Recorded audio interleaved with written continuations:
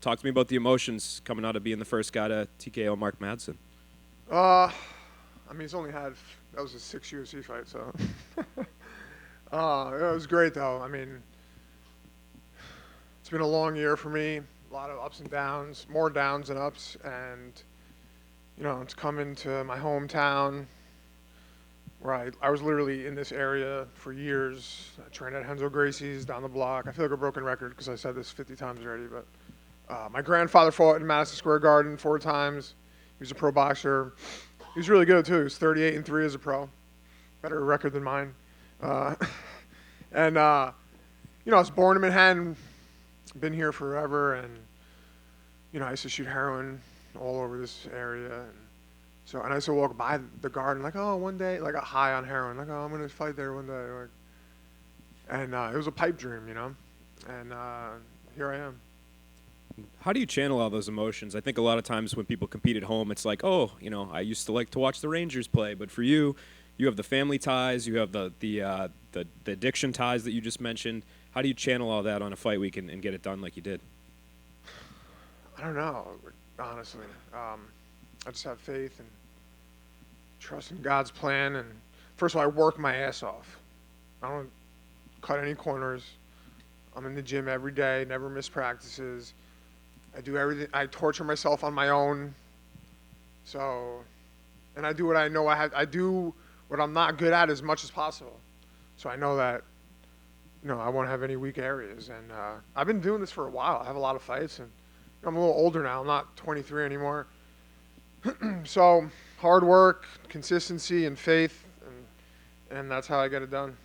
Given all the meaning this fight had, where do you feel like this ranks in your career moments? It's pretty high on the list, definitely. I guess it's the highest moment for me. My debut was pretty cool, my UFC debut, but losing to Patty was pretty cool too.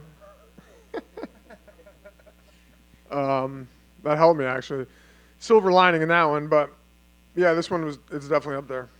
And I guess, is that some sort of reassurance for you at all, like in this journey that, 14 fights into your UFC career, like you've had ups and downs, but here you are, and your most recent one was your highest moment. I mean, it's never going to be easy for me. No matter what I do in life, everything's always been like a struggle. Nothing was ever handed to me. Nothing's ever been handed to like my friends and family. Everyone that's surrounded me has like a tough go at shit. Like, there's people who have like, it's like, well, how is their path so easy?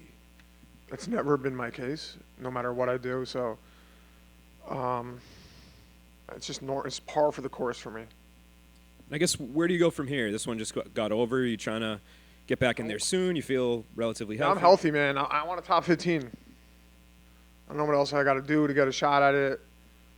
I think I deserve it. I mean, I just finished a guy in the first round who's a silver medalist. I don't know, man. I think I deserve it.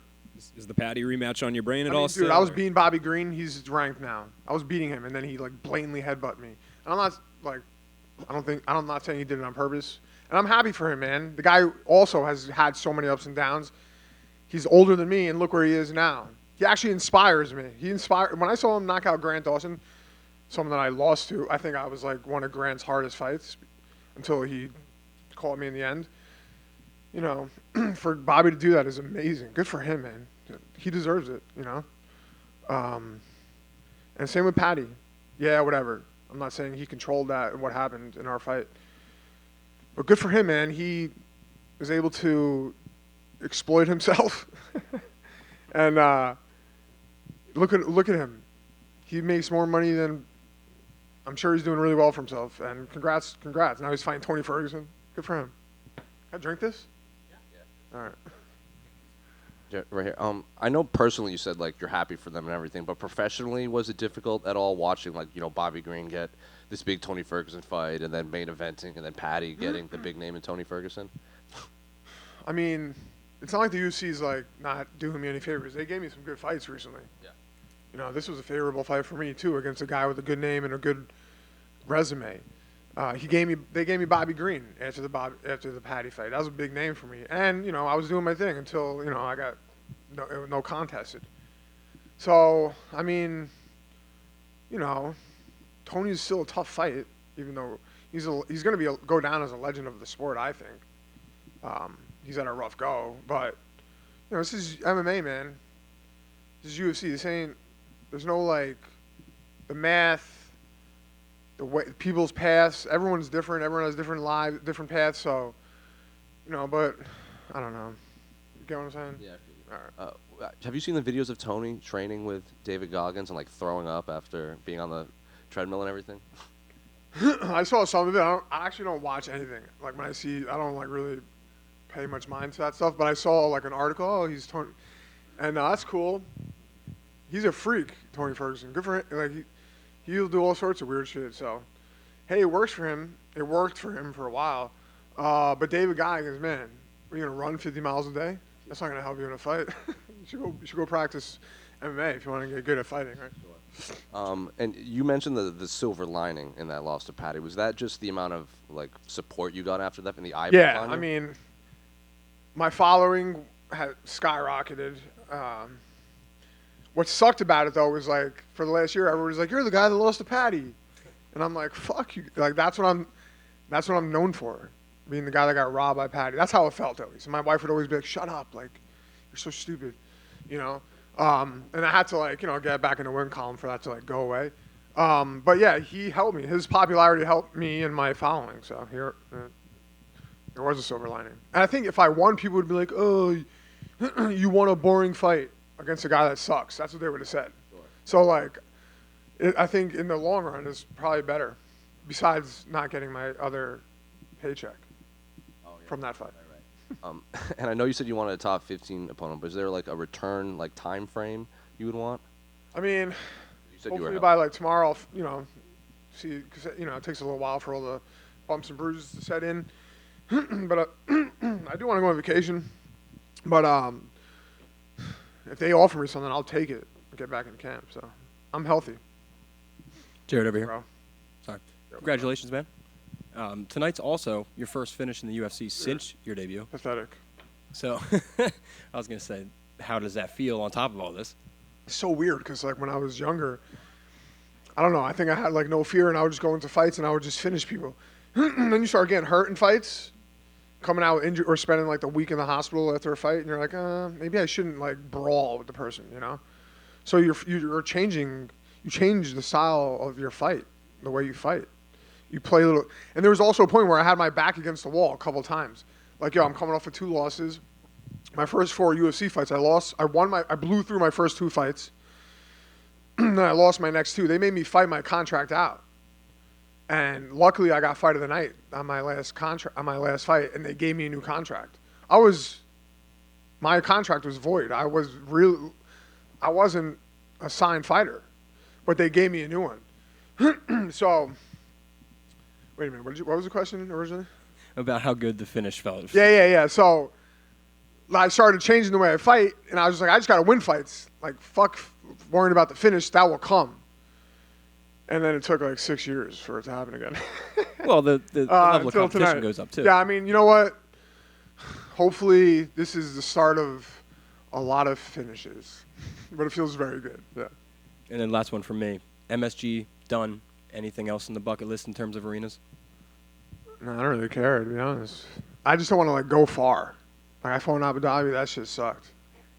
It was nice, but traveling that far to fight is not convenient. Thanks, bro. Jared, to your left. I know you touched on it briefly in the octagon, and I know we've talked about how you've had some bad breaks over the last 11 months. Nothing compared to what you've been through. I mean, your story, and you hear Andre Petrovsky talk about it as an inspiration. It's so inspirational how you got here. Are you able to appreciate it in the moment right now, or is it something that it's just too heavy, too much depth to really? I mean, again, it's a remark, and the fact that you're winning fights, finishing Mark tonight, it's an inspirational story. Are you able to process that right now? Yeah, I mean, I've been processing it for the last 8 years since I got sober. It's crazy, I guess. For me, though, it feels like I'm just going about my day. Yeah, I used to shoot heroin. Now I fight in a cage in the UFC. So it's kind of just I'm an extremist with everything. If I'm going to be a criminal and a drug addict, I'm going to do drugs the best way I can, and that's with a needle. If I'm going to fight, I'm going to fight in the UFC. I don't want to fight in some fucking regional bullshit. So if I'm doing something positive or negative, I'm going as hard as I can in either direction. Luckily, I'm on a positive note now. Absolutely. At your lowest point, I mean, I know you couldn't really fight in New York for so long because of the regulations. So it's your first win in New York, and you did it at MSG, which is remarkable. At your lowest point, did you ever think this could happen? Yeah. I never really thought anything was impossible. And people always say to me like, how'd you go from that to that? And I'm like, I don't know. I just put one foot in front of the other, had a little faith, and worked hard. Right? I mean, it's amazing what we can do if we just are consistent and work hard. That's it. And have a faith. Congratulations. Thank you, bro. Hey, Jared, given the history that you have here, did you walk a certain way here? Did you take the subway? Did you pass by certain places that you Oh, yeah, of course. Yeah. I mean, I was at Henzo's, the gym I used to train at. It's 2 blocks away. And there was, on the 3rd floor, like the cage, and there's a bathroom in there. And I used to shoot dope in that bathroom all the time. And I went in there, and I was like, oh, yeah. Love this place.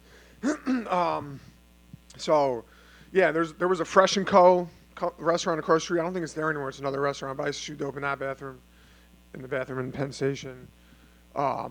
So yeah, I mean, like when I see these places, I'm like, it's like nostalgic for me. Heroin is like a nostalgic thing for me. I don't know, it might sound weird, but like I could like really like remember and feel it, and it's awesome to like be like, yeah, now instead of like getting high here, I'm like fighting in the UFC here. So it's pretty cool. When you had those times, did you ever like look, like you said, like if there was a fight happening here, or like a Knicks game, where you're like, one day, like I'd like to be in there. Like, did you ever think that? Like one day, like I'd like to fight there. Yeah, of course.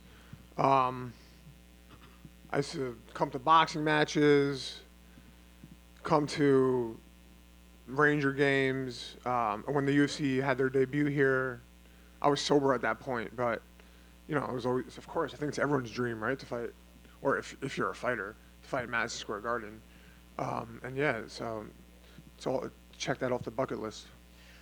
Your grandfather's history here, 4 fights here. Tell me what that means. So now you're part of that now. You've won your first fight here. Yeah, it's crazy. My grandfather was a pro boxer, grew up in Harlem. He was 38-3 as a pro. He was a really good boxer. And it's really funny because I walked like in his footsteps. He got arrested in Detroit. I could actually pull the article up on Google. It was the largest heroin bust in Detroit history. Yeah, he did 8 years in Michigan. I have pictures of him in prison boxing. He boxed the whole 8 years that he was there.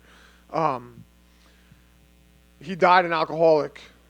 He came out of prison and he went back to being a criminal, and he ended up dying an alcoholic. So my mom always says to me, it was her father, like, that I turned it around, like he ended his life as an addict, alcoholic, and I've gotten sober. So I don't know, kind of like breaking a family curse, It's pretty crazy. My last question. We passed by these people on our way here. This will be packed tonight. And we passed by people who are going through tough times, panhandlers, drug addicts. There may be someone who sees your story on TV. Tell me what, by the way, you've done such an amazing job of saying you can do it too. If someone sees your story tonight, what do you have to say? There's always a way out, No matter how far down the hole you are, you could turn it around.